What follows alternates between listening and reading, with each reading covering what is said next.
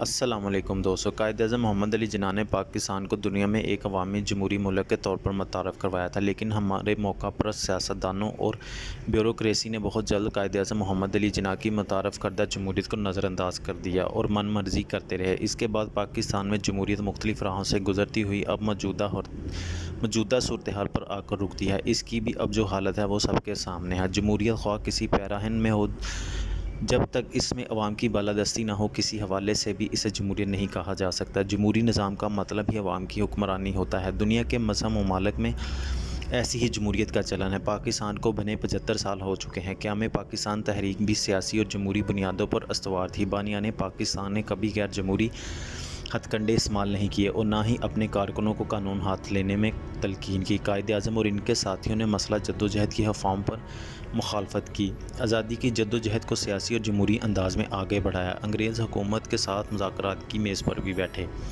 اور اپنے مطالبات سے بھی پیچھے نہیں ہٹے۔ اسی طرح آل انڈیا کانگریس کے لیڈروں کے ساتھ بھی مذاکرات کی میز پر بیٹھے، لیکن یہاں بھی اپنے ایجنڈے سے پیچھے نہیں ہٹے۔ اس کا نتیجہ یہ نکلا کہ وہ پرامن انداز میں برصغیر کے مسلمانوں کے لیے ایک الگ وطن حاصل کرنے میں سرخ رو ہو گئے۔ قیام پاکستان کے بعد انہوں نے اپنی پہلی تقریر میں بھی سب واضح کر دیا تھا کہ یہ ایک عوامی جمہوری ملک ہوگا، لیکن بدقسمتی سے ابھی تک پاکستان میں جمہوریت کا کوئی نام نہیں رہا۔ عوام کی رائے بنیادی اصول کی طرح قبول نہیں کی جاتی۔ آئے دن کسی نہ کسی کے حوالے یا بہانے سے طالع آزماؤں نے جمہوریت کے نام پر ایسے نظام متعارف کرائے کہ اصل جمہوریت پتہ نہیں کدھر چلی گئی۔ قائد اعظم کی رحلت کے بعد اقتدار کی رسہ کشی شروع ہو گئی۔ سیاسی قیادت اپنے مفادات کے تابع ہو کر فیصلے کرنے لگی، ایک دوسرے کی کھینچنے کا عمل شروع ہو گیا اور اس کا فائدہ بیوروکریسی نے اٹھایا اور غلام محمد نے گورنر جنرل عہدہ سنبھال لیا۔ پھر سکندر مرزا سے ہوتا ہوا ایوب خان کی امریت کا دور شروع ہوا۔ اسی طرح جمہوری بنیادوں پر قائم ہونے والا ملک اپنے قیام کے چند برسوں کے اندر امریت کے شکنجے میں چلا گیا۔ جمہوریت کی بنیاد عوام کی اکثریت سے ہوتی ہے۔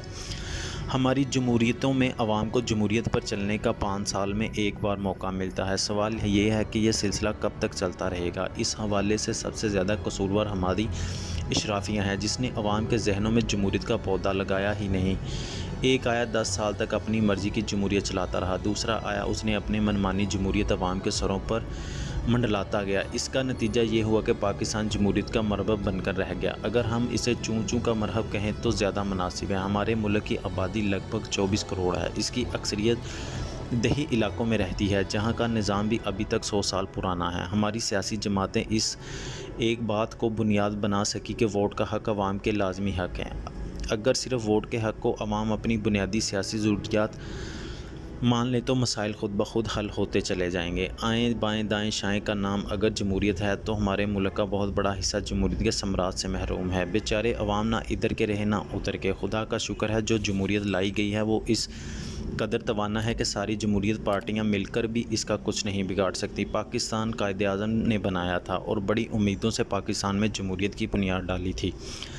اصل میں بیچارے عوام حوالے سے کسی طرح کے الزام اپنے سر نہیں لے سکتے، کیونکہ ہمارے ملک میں جمہوریت ہمیشہ عوام کے سروں کے اوپر سے گزرتی رہی۔ مشکل یہ ہے کہ جمہوریت کو متعارف کرانے والا عوام کے سروں پر لانے والا خود جمہوریت کے معنوں سے واقف نہیں۔ بدقسمتی سے نام نہاد جمہوریت آدھے سے زیادہ حصہ فوجی حکومتوں کے زیر سایہ رہا۔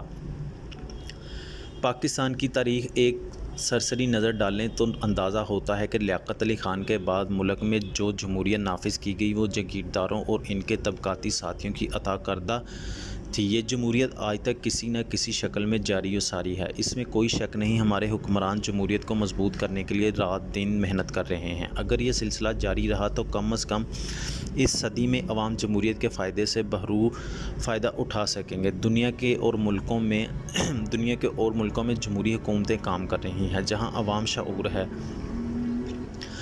اور جو عوام ووٹ کی اہمیت سے واقف ہے، وہاں جمہوریت کی جڑیں مضبوط ہیں۔ بلا شبہ جو لوگ ملک میں جمہوریت کے لیے کوشاں ہیں، یقیناً وہ کامیاب رہیں گے۔ پاکستان ایک پسماندہ ملک ہے، اندرونی اور بیرونی بھاری قرضوں میں جکڑا ہوا ہے۔